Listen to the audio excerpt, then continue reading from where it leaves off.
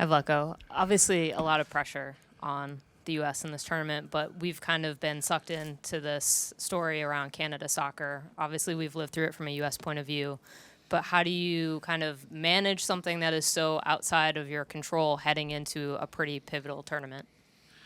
Yeah, so we know what the situation is, and we genuinely hope that they resolve their problems. We were able to do it on our side, and we're in support of them resolving the problem on their side. For us, first and foremost, it's very important that we have good. Good teams, good national teams in the confederation that we're at. We see what happens in Europe, how they're pushing each other constantly to get better. So it's important for us to have a good Canada team, to have good Mexico, Jamaica, Haiti, like everyone keep on growing because that will push us to be the best that we can, and also to have good soccer games. Another thing that I know that. We are friends. We're friends with the coaches. Myself and Bev. We're able to talk or have talked on numerous occasions. I know that their players are friends with our players. They play on the same club teams, but once we step on the field, we know there's going to be a game, and that's what we prepare for. Steve. Vlatko, thanks for your time.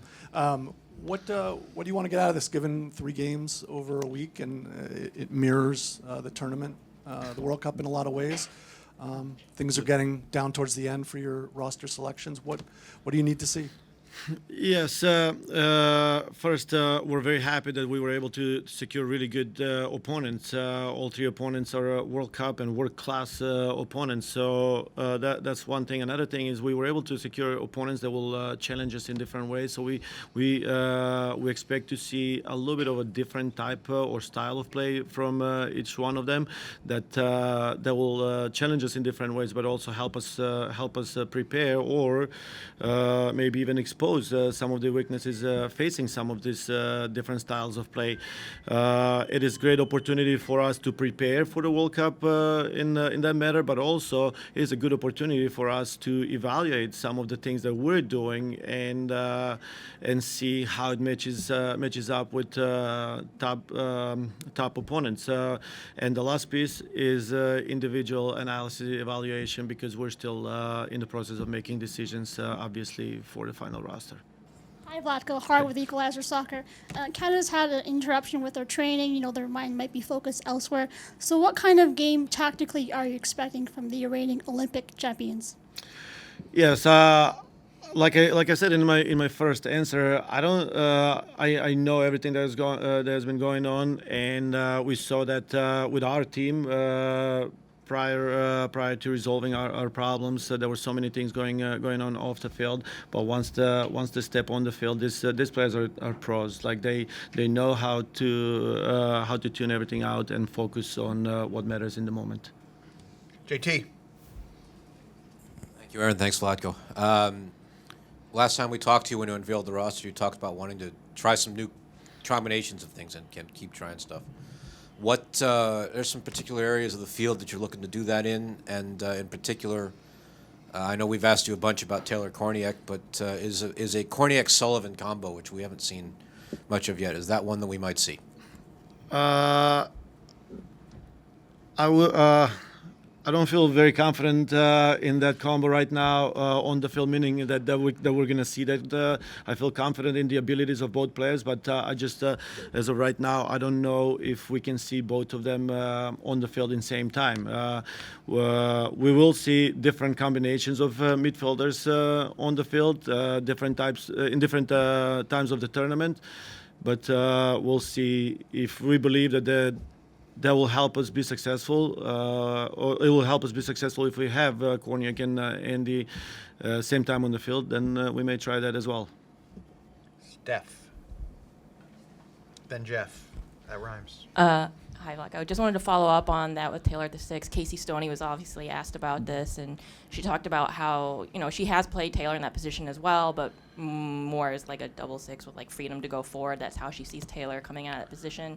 I know you just talked about the combinations, but just in your assessment, how is Taylor progressing in that area with, the responsibilities that you're giving her? Yes, and I actually agree with Casey. We watched the games when Taylor played as a six, and we watched the only game she played as a six. I think it was in the Challenge Cup against Portland away. So just to pick up as much cues as we can about her abilities to play a single double or as a 6-8 combination, and I do agree that her best role as a six is if she has a free roll to be an 8. So we in order for us to do that. So if we see Taylor on the field as a 6, that most likely will be with another double 6 that will be able to play 6-8 and interchange in that role. Kasuf.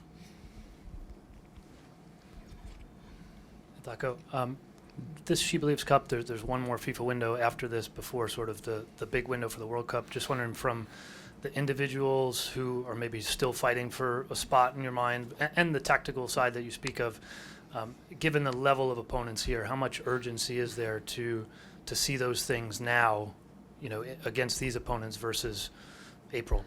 Yeah. So first, from the individuals that are still fighting for it, I'm hesitant of naming players because I'm just afraid that I may miss someone because we have several injuries and and players like Kelly or Casey Kruger, who is also in the picture, but is coming back, and we know the injuries like Kat or Sof.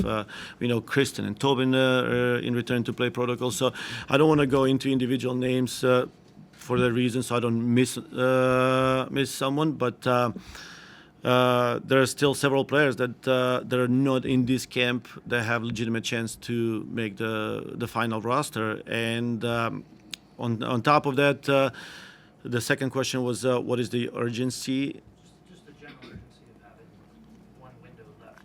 Yes, I mean it's unfortunate. Obviously, this is not something that we wanted to see. Where several players that are in fight for this final roster that are not in the camp, in this She Believes camp, which we were hoping to see a lot of them back, but. That's part of the game, unfortunately. Injuries happen, and we're just going to have to deal with it. And another thing is every time somebody gets injured, it's an opportunity for someone else to shine. And we saw that. We've seen that in the past. We saw that in the recent past. I mean, I just want to name someone like Naomi Girma, who actually started making a name for herself and built up her reputation because of certain injuries that happened in some of the previous camps. So there will be players that will get opportunity, or they have been getting opportunities in the last few camps, and we're going to evaluate once everything is said and done. Lakin. Hey, Vlatko. Last year, there were some former players who were critical of kind of the team's identity, saying that this isn't like a team that is still feared like they used to be. Do you think that this group is relentless and will be feared by other opponents at the World Cup? I don't know how other opponents are gonna feel. The identity of the team is very clear, and I know how this team feels. Obviously, it's a different.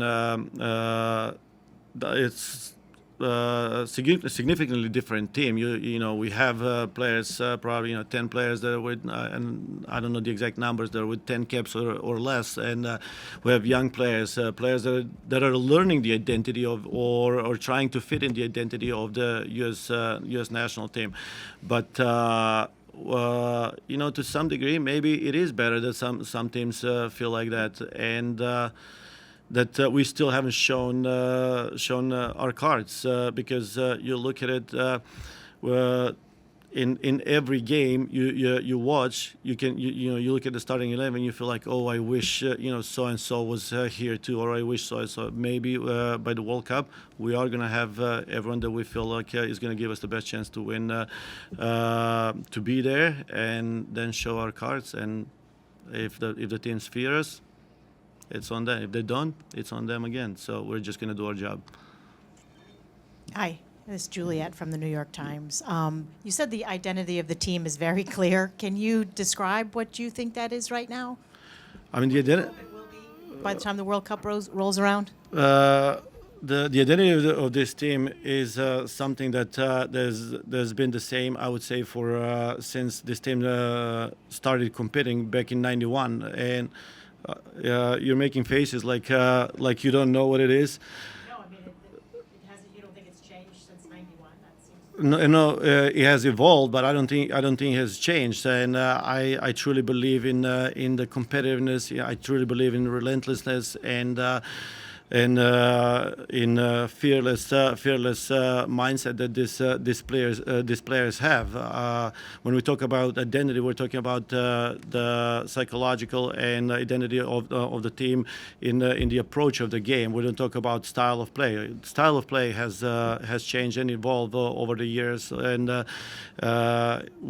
that there's no question about it. But identity has evolved, but hasn't changed, and I don't think it's going to change. I don't think anyone has the power to change the identity of this national team.